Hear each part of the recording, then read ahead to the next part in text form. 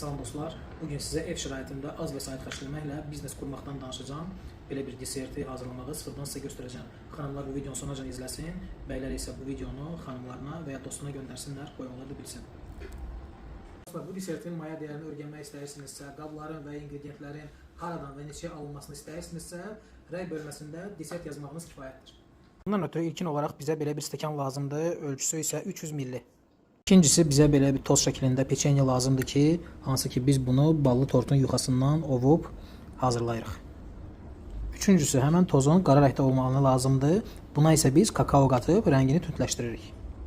Dördüncüsü belə bir krem, gözəl krem ziyansız, təbii hazırlamaq üçün bizə lazımdır.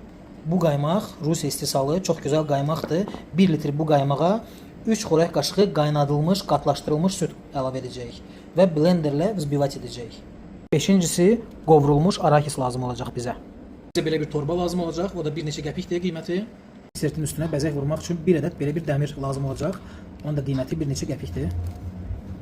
Və o gülün üstünə, hərəsinin üzərinə bir ədəd arakis qoyulur və üzəri belə kakao ilə bəzədilir.